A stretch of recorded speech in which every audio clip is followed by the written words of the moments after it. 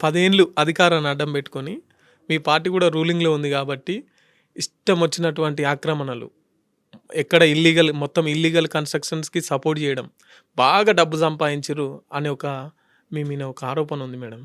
ఆరోపణే. అదెక్కడ ఎవరు ప్రూవ్ చేయాలి. అట్లా చాలామంది చేసిండ్రు. నేను మీ మీడియా ఛానల్‌తో ద్వారా మిమ్మల్ని నేను రిక్వెస్ట్ చేస్తున్నా. మీరు మా ఇంటికి రావచ్చు. లేదంటే ఇంకెవరికైనా కూడా చెప్పొచ్చు. ఆఫీసర్స్‌కో ఇంకెవరికైనా చెప్పి నా మీద ఏం అక్రమ కేసులున్నాయో, ఏం చేసినానో, నేను ఎంత సంపాదించుకున్నా అనేది మీరు పెట్టొచ్చు. నేను ఏదైతే ఇప్పుడు మీరు కార్పొరేటర్‌గా ఉన్నారు. కానీ మీ డ్యాడీ మొత్తం మిమ్మల్ని ముంగట పెట్టేసి మిమ్మల్ని చూపిస్తూ ఇష్టం వచ్చినట్టు కబ్జాలు పెట్టిందని చెప్పేసి మాట్లాడుతున్నారు. అది చూపిమంటున్నా కదా. ఒక్క కబ్జా మేము చేసింది ఎక్కడుందో ఒకసారి మీరు చూపిస్తే నేను ఖచ్చితంగా చెప్తున్నా కదా, పాలిటిక్స్లకు మేము రాకుండా ఉంటాం. అందరు అనే మాట కాదు. నేను డెఫినెట్గా కార్పొరేటర్ అయ్యేటప్పుడు ఆస్తులేని, కార్పొరేటర్ అయ్యి 10 ఏళ్ల తర్వాత ఆస్తులేని. కార్పొరేటర్ కాకముందు మాకు కారు ఉండే. నేను అప్పుడు జాబ్ చేస్తుండే. మాకు ఊర్లో మా తాతలది ఒక ఊరు ఏమంటారు కొంచెం ప్రాపర్టీ ఉండే. అది కూడా ఎంత పెద్దది కాదు, జస్ట్ ఒక ఇల్లు ఉండే. అంతకుమించి ఇప్పుడు ఒక 2 BHK హౌస్ ఉంది. అంతకుమించి నేను చెప్పింది ఇదే రికార్డు. మీరు ఎంత ఎక్కడ వెరిఫై చేసుకుని నా ఆధార్ కార్డు కొడితే ఏమేమి నాకు ఆస్తులు ఉన్నాయి ఏంటిదో తెలుస్తుంది. ఇంకొక చిన్న కార్ ఒకటి ఉంది. 2 కార్స్ 2 వెహికల్స్, ఒక 2 BHK ఫ్లాట్, ఊర్లో ఒక ప్రాపర్టీ. అది ఇంకా మా మీదకి రాలేదు. అది ఇంకా మా తాతల పేరు మీద.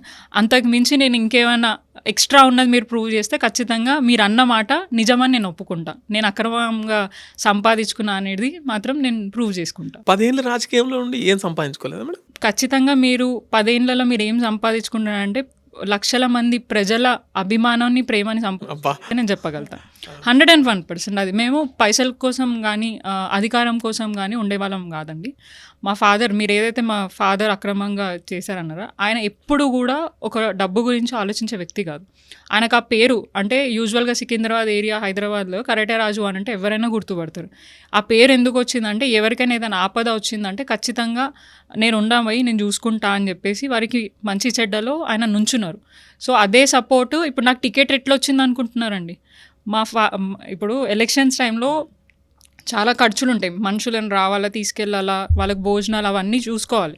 సో మా ఫాదర్కి ఎమ్మెల్యే గారు పద్మారావు గారు 1,00,000 రూపాయలు ఖర్చులు ఉంటే చూసుకో అన్న అని చెప్పి మా ఫాదర్కి ఇస్తే, మా ఫాదర్ ఒకటే మాట అన్నాడు, డబ్బులు కాదన్న ముఖ్యము, ప్రేమ అభిమానం ముఖ్యము, నీకు నేను హార్ట్ఫుల్గా పనిచేస్తా, నాకు డబ్బులు ఇవ్వకు, రేపటి రోజు నన్ను గెలిచినాక నా పేరు చెప్పి ఎవరైనా నీకు దగ్గరికి హెల్ప్ కోసం వస్తే అదే హెల్ప్ వాళ్ళకి చేయను, అంతకుమించి డబ్బులతో ఎంకరేజ్ చేయకు. ఎప్పుడు నేను ఎవరి దగ్గర డబ్బులు తీసుకోలే, డబ్బులు తీసుకొని పని చేయలేదు.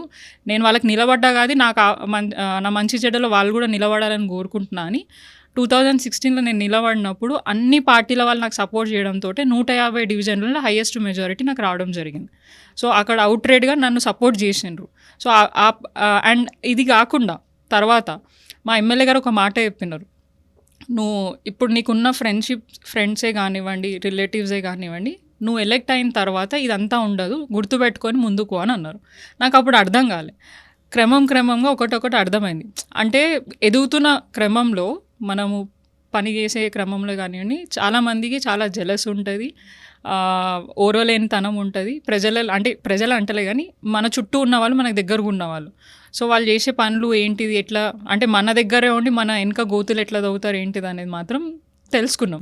సో అప్పుడు దాకా తెలుసుకున్నాం. అసలు అట్లాంటి పనులు మేము చెయ్యము, గోతులు తవ్వే పనులు మాకు అలవాట్లు లేవు. కానీ బట్ అర్థమైంది. అంటే ఖచ్చితంగా ఇప్పుడు నాకంటే ముందు వెళ్ళిపోతున్నారు, నాకంటే ఉంటుంది ఎవరికైనా జెలసీ ఉంటుంది. పార్టీలో కాదు నేను అనేది, పార్టీలో కాదు, ఓవరాల్గా ఎవరైనా కూడా పార్టీకి సంబంధం లేని వ్యక్తుల గురించి కూడా నేను మాట్లాడుతున్నాను. ఓన్లీ పార్టీ అన్నిటికీ పార్టీతో లింక్ పెట్టదు, ఎవరైనా కూడా జనరల్గా మాట్లాడుతున్నా. ఇప్పుడు మన ఇంటి పక్కన నేబరు రోజు చూస్తూ ఉంటాడు, వాళ్ళ ముందు మనం కొంచెం ఎదిగినాం అనుకో ఖచ్చితంగా వారికి ఈర్ష్య అనేది పుడుతుంది.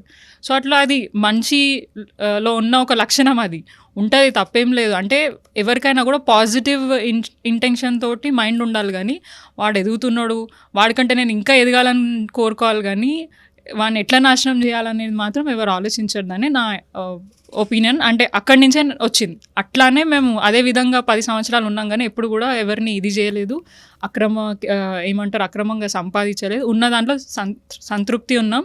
అండ్ కష్టపడి పని చేసుకొని ఆ పైసలు ఇంటికి తీసుకోవే. ఎందుకంటే ఏదున్నా కూడా ఒకళ్ళు ఏడుపుతోని, ఒకళ్ళని బాధ పెట్టి తీసుకొచ్చే ఏ రూపాయి అయినా మంచిది కాదని మాకు తెలుసు. సో 101% అట్లాంటి పనులు మేము ఏం చేయం, ఎవరిని ఇబ్బంది పెట్టం. కష్టపడి సంపాదించుకున్న రూపాయిని మాత్రమే తింటాం మేము.